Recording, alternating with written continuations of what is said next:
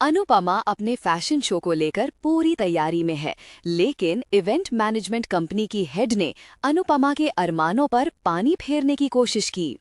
वो लेडी साफ मना कर देती है कि फैशन शो पुरविच्चा चौल में नहीं हो सकता। वो कहती है कि ये जगह डाउन मार्केट है, यहाँ गंदगी है और यहाँ रजनी देसाई जैसी बड़ी पॉलिटिशियन कभी कदम नहीं रखेंगी। उसने अनुपमा की औकात और चौल वालों की डिग्निटी पर सवाल उठा दिए। अनुपमा ने समझाने की बहुत कोशिश की कि ये शो कॉमन विमेन के लिए है, तो वेन्यू भी वहीं होना चाहिए, पर वो लेडी मानने को तैयार ही नहीं थी। तभी होती है ग्रैंड एंट्री रजनी देसाई की। रजनी ने आते ही उस मैनेजर की अच्छी खासी क्लास लगा दी।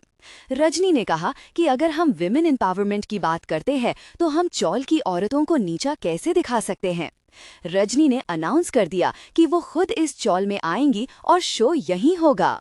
ये सुनकर अनुपमा तो खुश हो गई, लेकिन मैनेजमेंट टीम के चेहरे पर 12 बज गए। उन्हें मजबूरी में हाँ कहना पड़ा, लेकिन उनके दिमाग में अब बदले की आग लग चुकी है।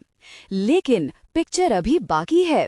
जहां सब लोग रजनी की तारीफ कर रहे हैं, वहीं रजनी राही को देखकर इमोशनल हो जाती है, क्योंकि उसे अपनी बेटी याद आ जाती है।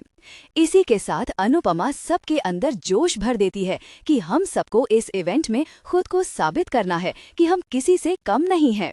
वहीं इवेंट ऑर्गेनाइजर्स भी अनुपमा और रजनी की दोस्ती देखकर जल जाती है और कहती है कि कल का इवेंट वो होने नहीं देंगी। अनुपमा, राही और रजनी आपस में बात कर रहे होते हैं कि तभी राही को रजनी का बिहेवियर कुछ अजीब लगता है। जब अनुपमा मजाक में पॉलिटिक्स ज्वाइन करने की बात करती है तो राही नोटिस करती है कि रजनी के एक्सप्रेशंस बदल जाते हैं। राही ने अनुपमा को वार्न भी किया कि माँ, हर चमकती चीज सोना नहीं होती और रजनी पर अंधा भरोसा मत करो। क्या राही का शक सही है?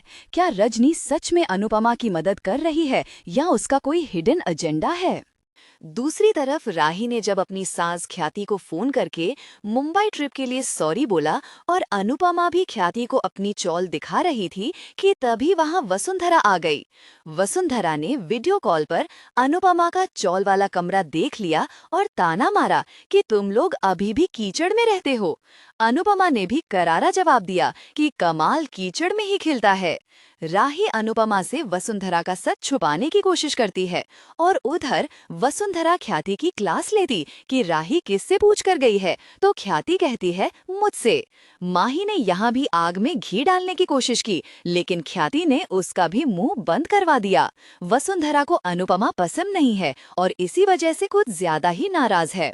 एक और इंटरेस्टिंग ट्विस्ट ये है कि प्रेम, जो अपने केटरिंग बिजनेस में लगा है, वो अननोइंगली पराग और गौतम के लिए खाना बना रहा है। जब ये सच सामने आएगा तो सोचिए क्या धमाका होगा। इधर अनुपमा और पूरा चौल मिलकर इवेंट की तैयारी में लगे हुए हैं, पर ईशानी को रिग्रेट है कि वो आखिर क्यों सबको रैंप वॉक सिखा रही है। तभी ईशानी अपने पास्ट और परी को लेकर राही से बात कर रही होती है कि परी आके ईशानी से लड़ने लग जाती है, तो राही दोनों को समझाती है। अनुपमा भी अपनी बेटियों को देखकर खुश हो जाती है। एपिसोड के एंड में हमने देखा कि इवेंट मैनेजर्स अब चुप नहीं बैठेंगे। वो लोग अनुपमा के फैशन शो को सैबोटाज करने का यानी बिगाड़ने का प्लान बना रहे हैं ताकि चौल का मजाक उड़ाया जा सके। वो 2 आदमियों को चौल में लेके आई हैं। ये आदमी फैशन शो में काम बिगाड़ने आए हैं। आने वाले एपिसोड में खतरा बढ़ने वाला है। क्या अनुपमा का शो सक्सेसफुल होगा या गिरेगी कोई बड़ी मुसीबत? आपको क्या लगता है? क्या रजनी देसाई ही अनुपमा की सबसे बड़ी दुश्मन बनेगी?